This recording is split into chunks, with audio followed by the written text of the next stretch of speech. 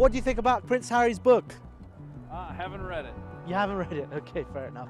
I just think he's a complete whinger. The tables are turning with everything they say, but it's so interesting to talk about. It certainly is, and that's why this week we're focusing on Prince Harry and his new book titled Spare.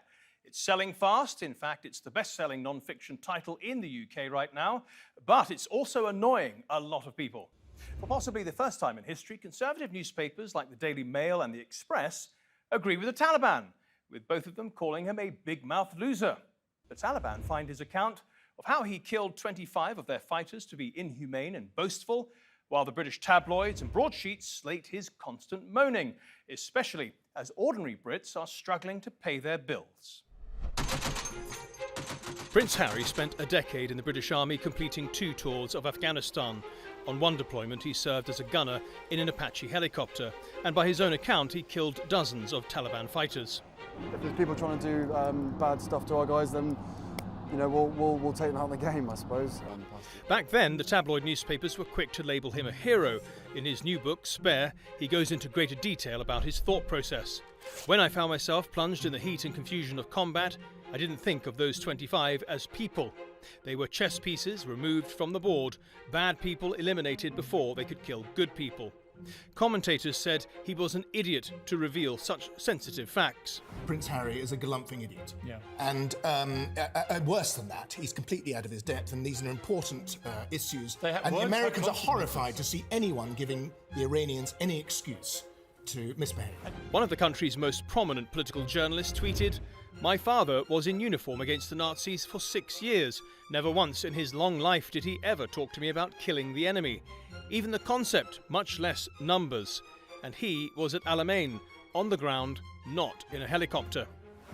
However, retired Colonel Philip Ingram takes a different approach and says the prince needs professional help.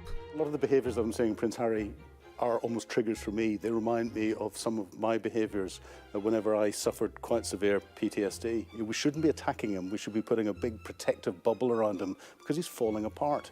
The same tabloid newspapers that were quick to label him a hero a decade ago are now taking a very different line. And as always, Harry is blaming them for twisting his words. Without doubt, the most dangerous lie that they have told is that I somehow boasted about the number of people that I killed in Afghanistan.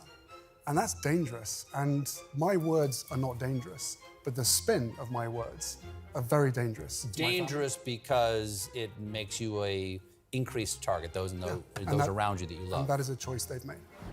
The press are now hitting back. Here's the well-known tabloid journalist and now radio host, Nick Ferrari. Let's talk about it. And I told you it would be the media's fault. Nothing to do with the fact that he wrote hundreds of words about the fact that the goods took out the bads, his words, not mine. And the Taliban people were like chess pieces being removed from the board. Again, his words, not mine. Last week, when the book was actually available on shops in Spain, it was translated as saying, as I say again, how he took out 25 Taliban. Now, apparently, it's the media. Well, the media is only using the book that he wrote. Clearly, this man is not responsible for any. He never gets anything wrong. It's always the other person or the media or his father or his stepmother or his sister-in-law or someone else. Always. And for the first time in living memory, Nick Ferrari and the Taliban agree on something. One of the Taliban's commanders, roughly the same age as Harry, told the Daily Mail, "We are still here ruling, but he has fled to his grandmother's palace. He's a big-mouthed loser who has been trying to get attention. I see news about him a lot on my Facebook feed and really think he's gone mad and needs a doctor immediately." Meanwhile, a senior Taliban official, Anas Haqqani, tweeted, "Mr. Harry, the ones you killed were not chess pieces. They were humans. They had families who were waiting for their return.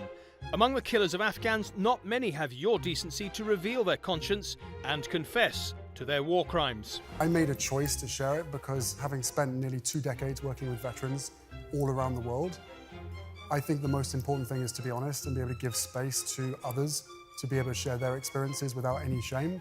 And my whole goal and my attempt with sharing that detail is to reduce the number of suicides.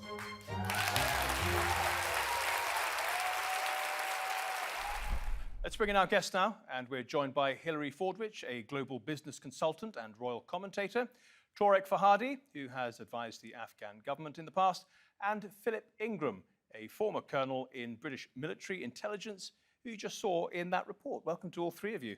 Tariq Fahadi, if I may start with you. We've heard from Anas Haqqani, a senior Taliban official, saying that Harry has essentially confessed to his war crimes. Is that the feeling generally in Afghanistan? And do you think there's any credibility to that statement? Look, Harry's book is a protest book against his own family. But as far as its Afghan-related statements, I can say that in the 20 years of war in Afghanistan, especially in those years that Harry was active in Afghanistan, in total, we have had 244,000 deaths in the country. And that included civilians. And as in all wars, it's very easy to dehumanize the enemy and say that he has killed Taliban. But we know that in Helmand, in Sangin, people have come out and said many times that civilians have been hit by these strikes. And the British government, to some extent, has admitted this. And we also know that the war hits animals, the nature, all the weight that... If I could bring you back to Anas Haqqani's point, though, that Prince Harry has essentially admitted committing war crimes, do you give that claim any credibility whatsoever? Well, as I said, he has also killed civilians. He has seen from the air that he is killing people with head turbans, but everybody dresses the same way in Afghanistan. And probably, most likely, in the numbers that he has mentioned, all of them are not Taliban. And he has also hit civilians. He has described them as enemy combatants. If that is the case, then the human rights and war crimes investigators and lawyers that we've spoken to in preparation for this program say that he is not guilty. There is insufficient evidence to suggest that he is guilty of war crimes, or even to allege such a thing. That is his description. What I know from the war in Afghanistan is we have had 244,000 deaths, including majority of the deaths are civilians. The Taliban have survived this war. They are in power now, but we have a lot of killed people in Afghanistan, widow women, maimed and handicapped Afghans as a result of this war and these bombings. Philip Ingram, do you think there's any evidence from what you've seen, including the video evidence and the account given by Harry himself, that Harry has potentially carried out war crimes? None whatsoever. The rules of engagement mean that you have to apply a degree of certainty before you engage your weapon systems, especially from an Apache helicopter.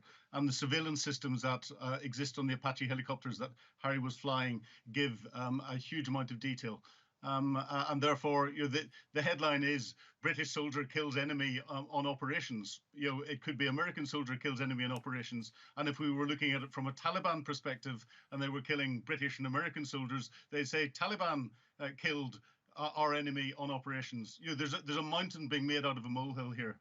Why is it that some of your colleagues and former colleagues in the military take a different view? Can I give you an example of Ben McBean? And he was praised by Harry in the book. He says, "I love you, Prince Harry, but you need to shut up." Makes you wonder the people he's hanging around with.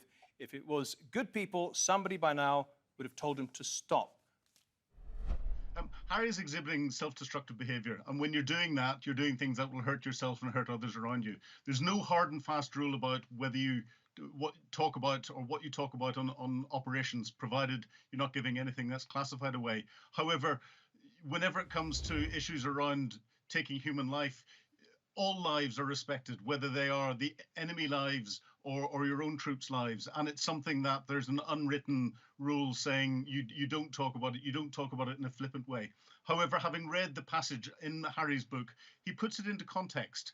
And you have to also remember that the publishing audience for this is a US audience, and the US have got a slightly different view. A lot of their reporting is around body counts, and his publishers will have put pressure on him to put a number in there. I don't think what he's doing is massively disrespecting anything that's happened. I do think a lot of the commentary that's coming out where people are being horrified by it is highlighting it in a way that it shouldn't be. And I think Ben McBean's exactly right. He should shut up, but I think a lot of the commentators should shut up as well. Well, we don't want that to happen just now because we need Hillary Fordwich to give us her opinion. You're in the United States. Philip was saying that the audience there will lap it up. He was on a number, Harry was on a number of shows saying that he was inspired by 9/11, the killing of innocent Americans, to go out and fight. And that's when he got some whoops and cheers. What do you think about his admissions about what he did in Afghanistan? Well, he was stating facts, Matthew, facts. There are those who have said, and he even claimed, that the media is distorting what he said by claiming it was a boast. Regardless, that's a subjective judgment. The fact is, he stated his kill count.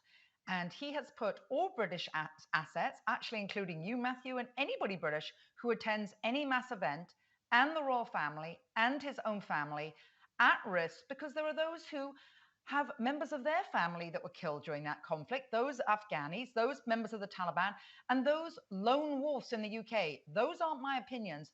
That is something objective that Di Davis, the former head of security at Buckingham Palace and a security leader, has now said.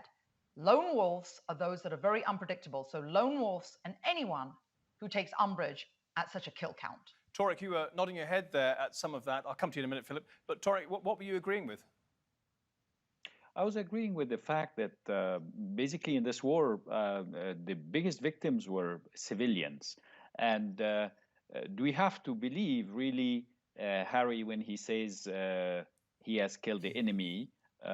Or we have to believe the numbers and what is coming out from the ground since he has made his revelations, and what the British government has recognized regarding troop violence in Afghanistan is that we in Afghanistan are the ones ending up with the casualties, with the disabled, the children disabled, and you see the images of Afghanistan every day right now.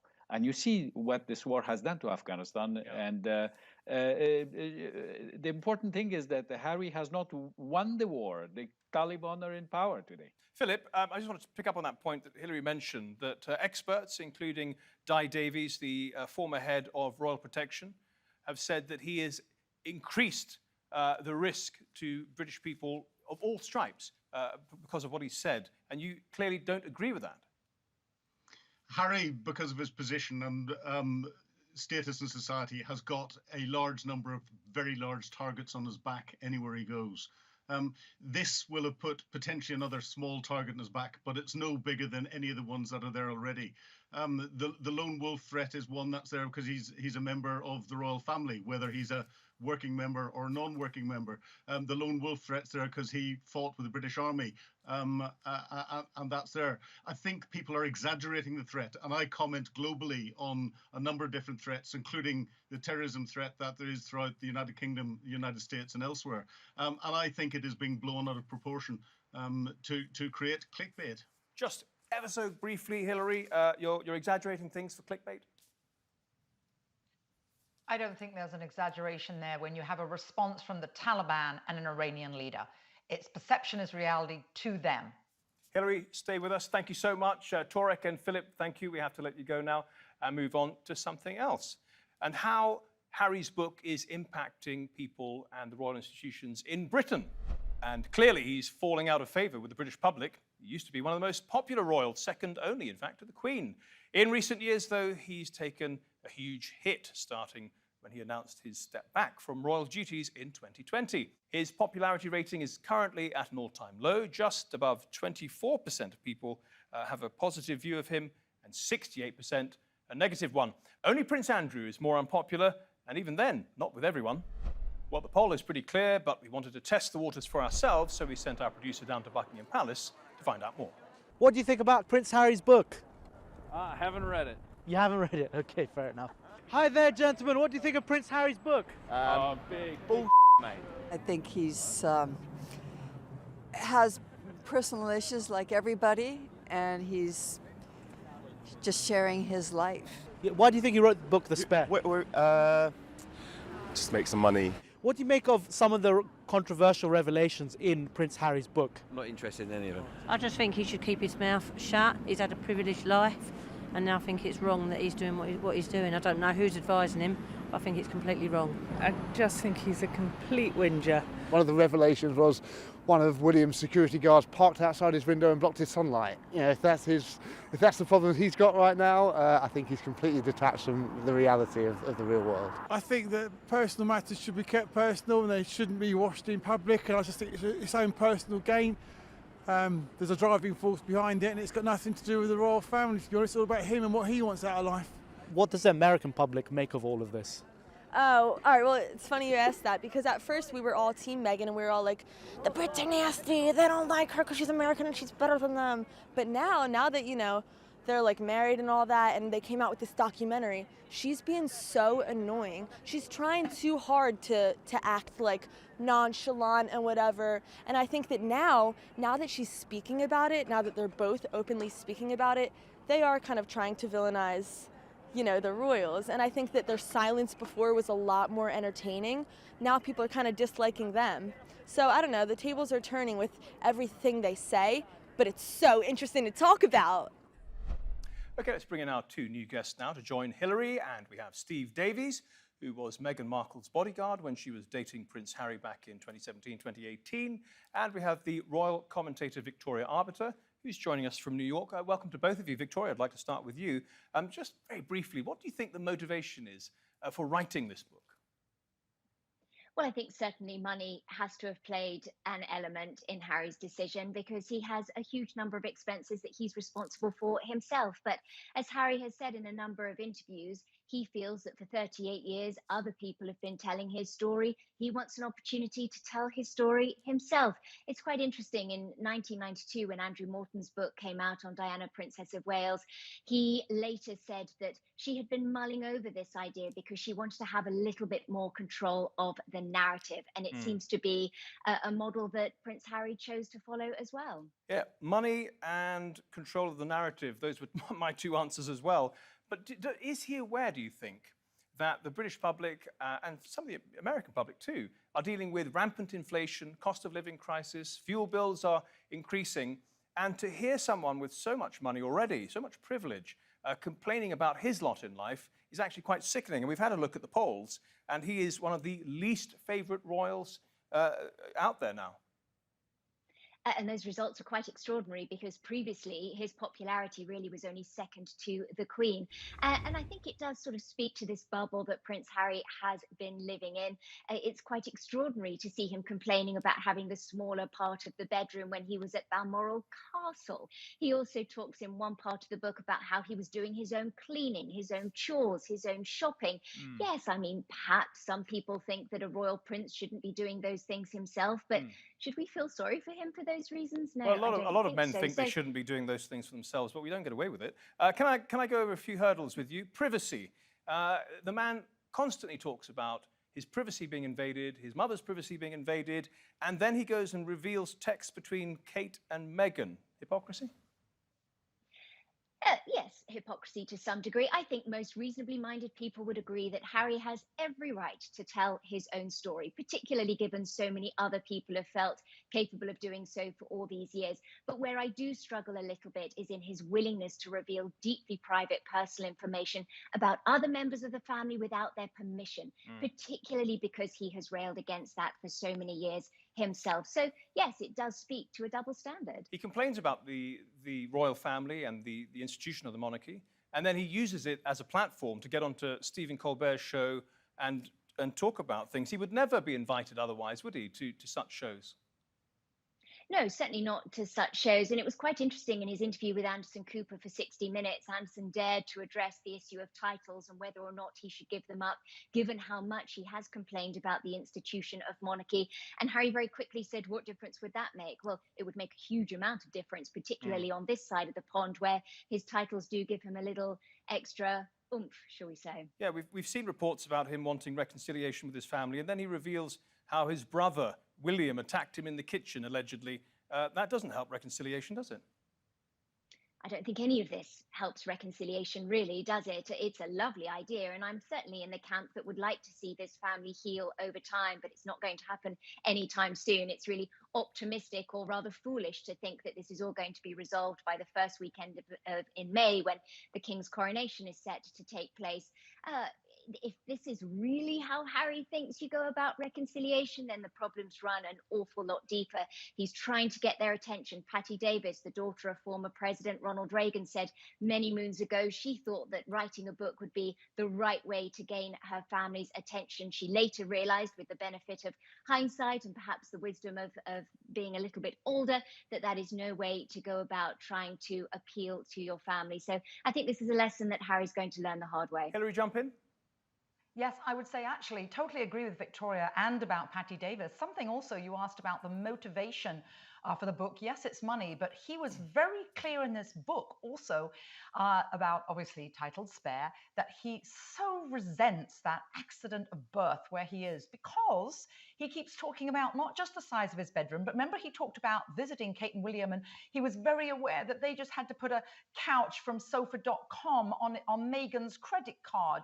And he keeps talking about the things that he's so poor that we had to make a budget, and all the things in multiple examples where he complains about this role of being second, this role of being second birth. And what he doesn't seem to have an awareness of, as you mentioned, Matthew, at a time in the UK where people are making a choice between heating or eating, this is not sitting well there. And by the way, it doesn't sit very well this side of the Atlantic either. Okay, Steve Davis, this is your segment. We're not going to have any interruptions. I want to talk about security and security only. The former head of Royal Protection, Di Davies, said that by revealing the layout of palaces, Harry, quote, makes the job of protecting him problematic. Only a fool would reveal this kind of detail about the royals' inner sanctums. What do you make of that? I wouldn't call Harry a fool. It's a mistake what he said, definitely. But again, with security and the protocols we have in place, there's always an escalation procedure. And this would have been taking place now with the publishing of the book and the details that were given.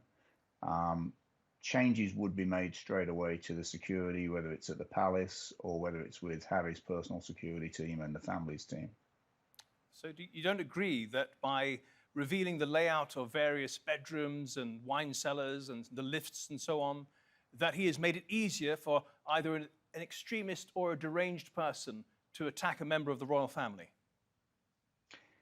He's made it easier for that to happen, but at the same time, you can go onto the dark web and you can probably get floor plans of the palace and everything else. The amount of information that you can get on the dark web, the internet, it's overwhelming. You protected... I just want to skip over to the paparazzi now. You protected Meghan from all sorts, including the paparazzi. Does this book make it more likely, the book and all the media appearances, more likely that the paparazzi will hound them again? Yes, it can increase the paparazzi. And the biggest problem we had with Meghan in Toronto with the paparazzi was they were just chasing us down everywhere. One of the things I want to explain, the difference between paparazzi and media is paparazzi are looking for that $1 million Photoshop that they can get. That's the biggest thing. With the media asking for interviews and everything, if they're refused, they're refused. But the paparazzi are like stalkers, and they will sit outside the property, sit outside the house, and they will follow you everywhere they can just to get that one magic shot. Just to skip over to the Taliban real quick, we have discussed it in detail, but you know, he goes into some detail about killing Taliban fighters, and he says that 9/11 was the reason for wanting to fight in Afghanistan. Of course, that means that to some in America and in Britain, he's a hero, but you know, some Afghans, especially the Taliban, criticize him for dehumanizing the enemy. Has he increased the likelihood of an attack on him or any member of the royal family as a result of the book? That is a possibility. One thing that I do tell people, Harry, when he was in Afghanistan, was one of 100,000 soldiers doing a job. He was there serving the country, serving the coalition. Yes, he will now probably be a little bit of a higher target, but again, with the security implementations and increasing the security measures, it's something that's got to be done. We're nearly out of time, Hillary. I do see you putting your hand up. I haven't got time, I'm afraid, to get to you. One last question for Steve. You've said in the past, on record, that Meghan is an honest, truthful person. She's good-hearted and will go out and help anybody at any time. There'll be a good portion of the British public who think that she is rather manipulative and she's pulling the strings on Harry. Is there any truth to that? Not that I can recall. What I said and what I stated was from my personal opinion of Meghan, having worked with her for so long, having seen her with Harry. She's not manipulative. Out of the two, who is in charge? Harry. Okay, Steve Davies, Hillary Fordwich, and Victoria Arbiter, thank you all very much for your contributions to the Nexus today, and thank you at home and on your phones for watching. If you want to see this episode or any of our previous episodes, do go to our channel on YouTube. Just type in Nexus TRT World. Till next week then, goodbye.